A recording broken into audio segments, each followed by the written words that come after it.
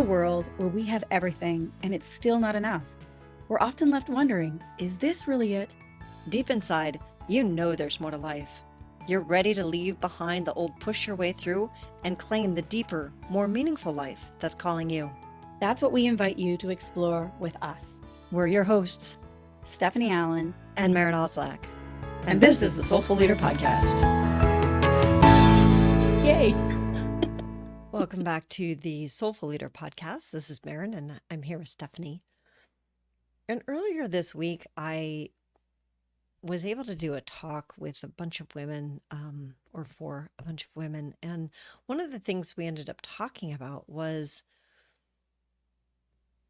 this idea of life mission, like that we're all here on the planet for a reason, which is it's an esoteric conversation, or at least it has been. And one of the things that Stephanie and I have talked about is the fact that it's no longer this out there, like I have the luxury to think about the why that I'm on the planet. It's actually, it's become critical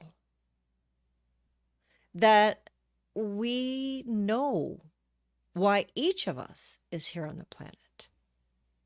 And one of the things that just before we came on, Stephanie and I were talking about is the fact that for every era, there are problems, there are issues that are going on in that era. And the thing is that for every single problem, there is a solution right next to it. And those solutions are us. The Hopis have a saying that's, we are the ones we've been waiting for. And what happens is because we're not showing up to why we're here, we're showing up to what society tells us to do and all of the goodies that are out there, which are all wonderful and nothing's wrong with that.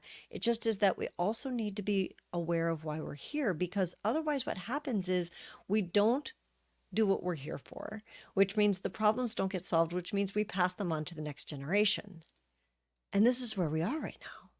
Generations and generations and generations of issues that haven't been solved, to the point where we're at a critical point in our history. And there's a reason that each of us has chosen to be on this planet at this time. We're no longer in that place where, you go to school, you graduate, you get married, you have children, you get a good job, those kind of things. We're here for more.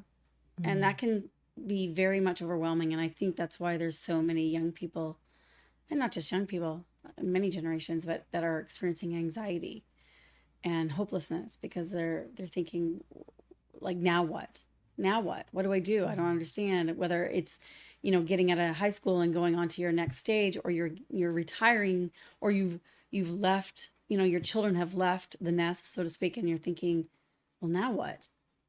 Like, there's more life in me to give. There's more things to learn and grow and experience, but I don't even know where to begin. Yeah. I think that's so valid, because a client that I was just working with, they wanted to have, like, what's the formula for this, Maren? Right? And there is a formula and there isn't. So there are questions and there's a process to discovering your life mission. And it's not the rational achiever way that we've learned to do something of, here's the formula, you put it into this little thing, and okay, here's what's mine to do, and then I, like, next, like, check the boxes. Like, right? I remember in high school, you could go into the guidance counselor and they'd say, you check all these boxes, and they put it into the computer and would spit out the job you're supposed to do. It's not Right. that. It's not that. And that's where, you mentioned the word anxiety.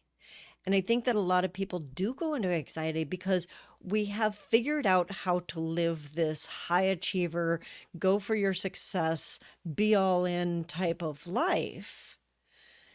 But what we're all into is what somebody else's idea of our life is.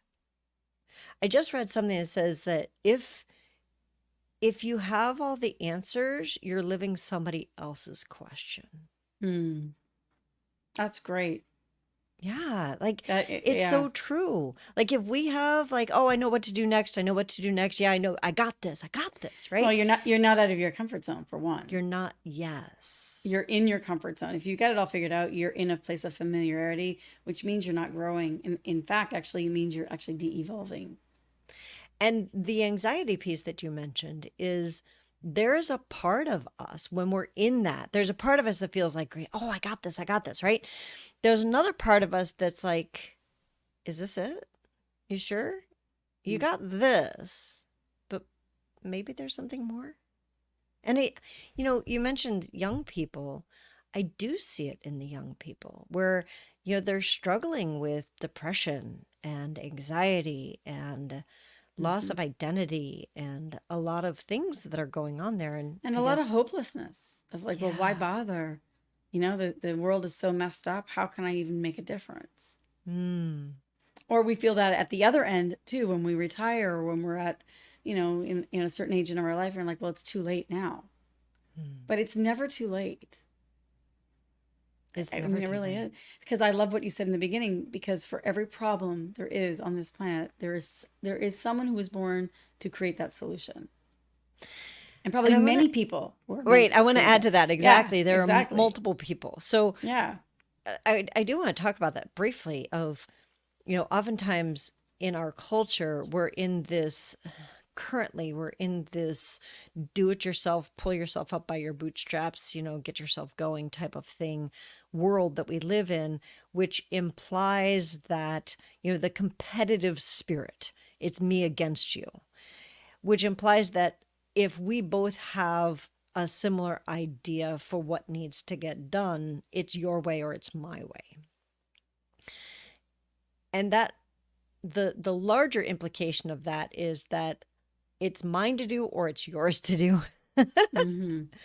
right? And we have, first of all, no, especially any of the bigger problems on our planet right now, nothing is meant for one person to solve it. It will be a collective. Mm-hmm. The Buddhists say that the next Buddha is a Sangha, and that means that it's a community. It's not going to be a single person, it will be a community. Mm-hmm. And so when we have like the vision, like I might have the same vision as you do, Stephanie, for or a similar vision for where we could go together, as a planet or on the planet. I might have, like, for me, global warming is, a thing because I love nature. And so nature is a thing. And there are a lot of other people who are also involved in nature and wanting to save the planet. That doesn't mean that their vision's right or my vision's right, or that I don't have a place in that. I do. My piece of that will be my unique mission, and I am critical to it if that's what I'm called to do. Mm-hmm. And I think it's knowing, what are you called to do? Mm. It's asking that question. What is mine to do? What am I being called to do? And I'm going to preface that because it's not going to be called to do something that's easy or natural. Because what changes, there's an outer action in this world that is being required from us, but it's going to take an internal action to make that external action happen. So let me explain that. It's like something has to change inside of myself, my own inner narrative, my own self-confidence, self-worth, self-love, all those different parts, self-discovery, self-awareness, all of that. It's going to have to change internally before I can start to feel like in the outer world what it is I'm here to do. Now, that's also a paradox because it's opposite too. Sometimes you have to start to do something to then know, oh, I have more awareness about myself. I don't like that. So it's a both and, I call it. It's not one or the other. It's not an either or. It's a both and. So it doesn't matter where you start, whether you start inwardly with yourself or externally taking an action, both will lead to the same place. But we need both. You also need the awareness that it's an ongoing process. Like, I think that in our current check the box, I've been there, done that society, we lose that that kind of like, when you look at a musician who's a really masterful musician, they continue to do their bass scales over and over. Anybody at a top level. I was just watching something about Simone Biles, and she's stepping back into the Olympics, and she does her version of scales every day. Hmm. And in order to do the top level things, you have to have that foundation. And so when you're looking at what is your life mission, what am I called to do? It's not a checkbox, it's an ongoing conversation of, like you said, something changes either inside of me or in the outer world, and then it changes the other one. So what I mean by that is, say, for example, for me, when I was doing my studio, I knew that one of the things I know about myself is that I'm here to help people to wake up, to like get to the next level of their evolution. And that's also like through life mission, through doing what they're called to do. And so when I owned my dance studio, I was doing that through this vehicle called dance. So my version of teaching dance always looked really different from most people's because, yes, I taught people how to do steps. I was also teaching them life lessons as I went. So that was an outer world, like manifestation, if you will, of my life mission. And then as I grew and evolved, I outgrew the studio. So that had to change. And I had to let go of that, which was a whole process in and of itself, right? Hmm. And then so the outer world changed. And then guess what? Next is I'm challenged on the inside. So there's this ongoing process and conversation of what is that evolving to? And what does that look like for me now? And what is it calling me to next? It's not a Hmm. checkbox. Yeah, I think we've got to get over that I've arrived mentality. I've arrived. Because you never arrive. As long as you're here and breathing, there's something that not only are you meant to do, but you're also who you're meant to become. There's something in that beingness, like how am I being? The question that I often ask myself, because I feel like I'm here to help people remember how loved they really are and how Mm. loving they can be and how to turn that both inwardly and outwardly. I really, really strongly believe that. And that takes a certain requirement of a shift. So it's like, so why I say that my shift would be is from a question. What would love do right now? If Mm. I was more loving, what would a more loving Stephanie do or be right now? And it's not about figuring it out. It's not about coming up with the answer. It's about allowing that question to guide me so that I'm paying attention to that. Not like I deserve better and I deserve this and I deserve, it's not that at all. It's not out of reactivity. It's like, what would a more loving Stephanie respond to this or be with that or do this? And it's different. It really has changed my life. What I love about that is love. There it is. You mentioned that we need to get beyond this I've arrived.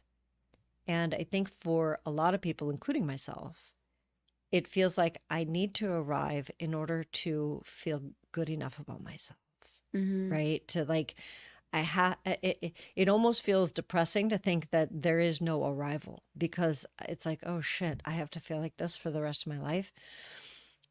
And the question that you asked of what would a more loving Stephanie do? It shifts everything because now I can be in my life and Mm-hmm. not have to have arrived because my life is joyful and loving. And so there is a sense of joy.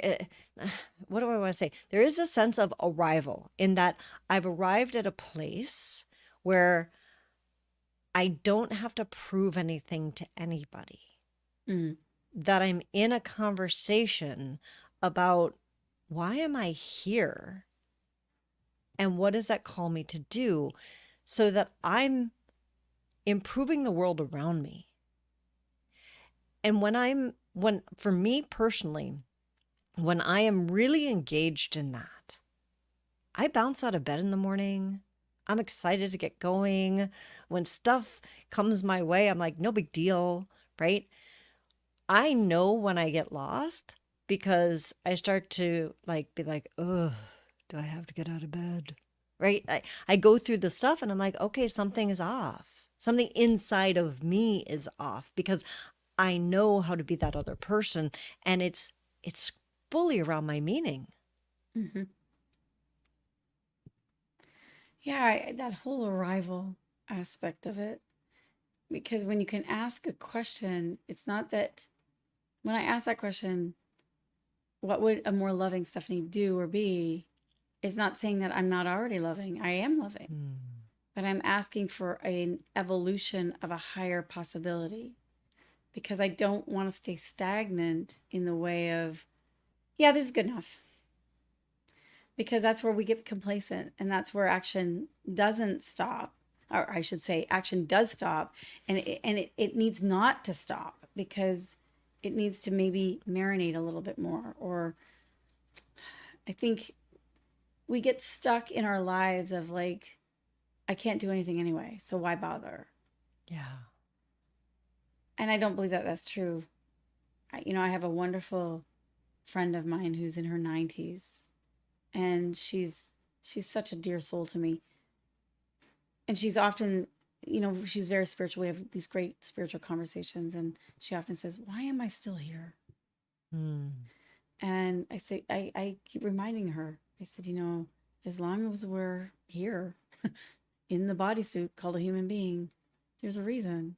Yeah. And it may not be the outer reason, like to do something. It may be an internal thing of shifting a way of seeing or being with yourself or with another, or being a role model or a mentor or just a hand on someone's back. We don't know.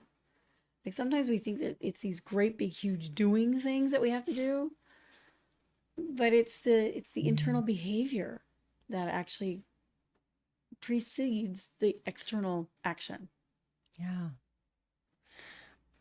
The One of the things that our teacher says is and this is speaking exactly to what you were just saying, is if you're still alive, if you're still on the planet, there's something here for you to do. There's a reason. Mm-hmm. Right? Because a lot of people will be like, well, I did my life mission, because they think of life mission as like A something you job. accomplish in the outer world, which there's an outer life mission and an inner life mission. So there are things that we will end up doing in the outer world, which are part of our life mission. And at the same time, that's not, like you said, it's not a job. It You may be doing part of your life mission in your job. And if that job finishes, it's not Mm-hmm. like, all right, done that. I've done my life mission. What's next? If you're still alive, there's part of your life mission that you're still doing, that you're engaged. I think Absolutely. I think a great practice to do is just to ask yourself who in your life has touched you and changed maybe a perception or a course of action in your life by how they are being, Mm. just how they showed up to you in their life. Could be a grandparent, could be a teacher, could be a friend, could be a coach. But I think if you made a list of the people who touched your life and made an impact, I'll bet you most of them didn't even know that they had made that impact. That's true. And that's the humility of a life mission too. It's like you'd be surprised. It's this tiny little things that change another person's course of life, that stops them from self-sabotage or moves them from, and it's often the things that we are most unconscious of because it's coming so naturally. Mm. But if we can become aware, not arrogant to the fact of it, but if we can start to develop an awareness of that through practicing, of being, it's a game changer. We do become the antidote to the problems. I think of people who have overcome addictions or abuse, and they've really done the hard work, the 12 steps, or getting a counselor and really working through their traumas. When an individual changes internally, it is extraordinary how much of a ripple effect that makes in this world. how much they help others. And they Yeah. don't even know that they're helping others. Because like the old saying, the hurt person hurts people. They Yeah. don't know that they don't know. So those And are they life say, missions. Yeah. right, that, I mean, I was thinking about the 93-year-old woman that you mentioned, and we don't know what people are holding for us. What I mean by that is we're only aware of about 3% of what is actually going on. So our visual, they've shown that, like visually, auditorily, all of our senses pick up about 3% of what is actually happening in the world, on the planet, etc. So that means there's 97% of what's going on out there that we're not even aware of. Mm. And we make these judgments and these, assessments based on our 3%, which is all we can do. And I get that. And we need to leave space for, what if there's something else?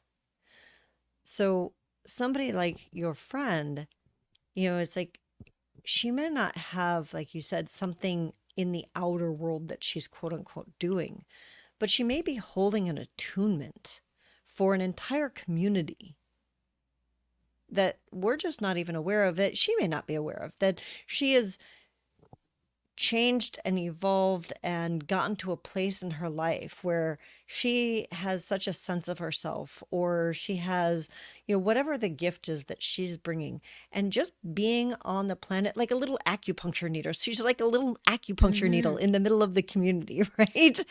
Making a difference just by being there. Like Mm-hmm. an acupuncture needle is not, it's both active and passive. It goes in and it sits there. And by sitting there, it creates all of this change in the body. It Mm-hmm. allows for the flow, right? And when I think of my life mission, I do think of myself as a little acupuncture needle. So I'm not needing to go and do, sometimes I'm called to. More often, it's just my presence as I do my work and I keep evolving myself. Then what I bring to the planet has that much more energy and is changing that many more Mm-hmm. people and impacting. That's Oftentimes, great. like you said, without my awareness. Most of the Yeah. time, I'd say without my awareness. I think that's so true. Because I think if we are aware, that then goes to our ego, right? Mm. And then it gets all torqued. But I often think it does. I often think of like school. In order for you to evolve in school system, you have to pass in your assignments. You get an assignment, you have to pass it in. And hopefully you complete that assignment. And I feel like that's kind of our mission in our life, is that each one of us has been given an assignment. And that assignment is not going to be easy. It's not supposed to be easy, because it's the assignment that you're going to get that's actually going to change you. It's going to break your heart open. It's going to give pain. It's also going to give pleasure. It's going to give joy. It's going to open your eyes. It's going to open your perception. It's going to change you. And each one of us has an assignment that we're meant to complete and pass in. And some of us don't do that assignment. We don't want to look at it. It's too hard. It's too difficult, whatever. And so those assignments then get handed down to the next generation. Whether you Yeah. have children or not children, it gets handed down to the next generation. And every generation is carrying a lot of assignments. But the thing is that anyone who's carrying an assignment also has the light to transform it and to actually pass it in, to do it. But we need each other, because it is Mm. getting heavier. And this is why we're coming together, because when we come together, we can so solve problems so much more with joy and meaning and purpose, and with a lot less effort. It doesn't mean that there won't be effort. There'll be effort, but it'll be a different type of effort. Right. And I look at it that way, because I often will ask myself the question, I pose this to all of you out there listening too, is that for what purpose were you born in this time, in this place, you know, with these people, with this situations? There's a reason. And perhaps there's something there about what your assignment is. Mm. What are you here to come and solve within your own heart and your own soul? And in doing so, become that antidote and that remedy, that acupuncture needle for the Right. community of which you can radiate. And it's with whom are you meant to do that? Mm-hmm. I do love that. And it gives me hope because it can be disheartening to look out into the world and see the number of problems out there. And when you can look at it and realize there is a solution alive on this planet right at this moment to Mm-hmm. every single issue that ails us. And I'm going to use the words, all we need to do is step into our life missions, because that's where the solutions lie. That's where it is. And so that's one of the reasons that Stephanie and I both do this work that we do, which So is I was going to say helping that. people What to is do that that. work? What is that work? Where do you begin? I mean, we Right. had a podcast with Carissa, which was a great beginning. You know, there's a process, there's a practice there. But I know so many of you like, where do I even start? How do I even find it? Where do I begin? It's not too late. It never is too late. It never is. And depending on where you are in that conversation, you know, the book that Carissa talked about, The Caravan of Remembering, it's a great place to start. There's a group called HuPerson, H-U person. And if you're in business, they are a phenomenal resource because they are doing the deep work with businesses and corporations and high-level CEOs. And Stephanie and I work with the people who are, you know, the solopreneurs and the small businesses. So there are resources, regardless of where you are in your life and where you are in that conversation. And if you're not sure, you can reach out to us. And, you Mm-hmm. know, as you, if you're new to the podcast, you might not know, you can find us on Facebook and on LinkedIn under the Soulful Leaders.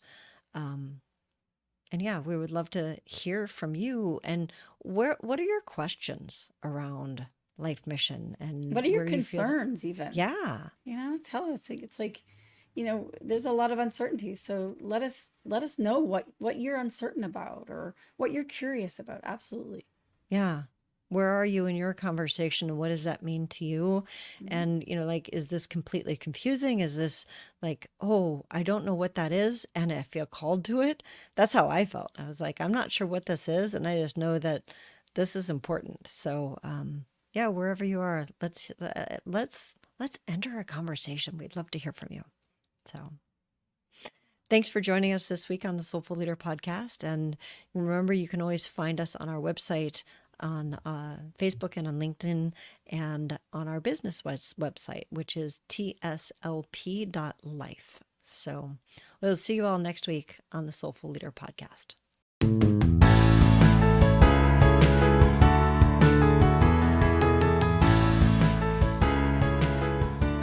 And that wraps up another episode of the Soulful Leader podcast with your hosts, Stephanie Allen And Maren Oslack. Thank you for listening. If you'd like to dive deeper, head over to our website at thesoulfulleaderpodcast.com. Until next time.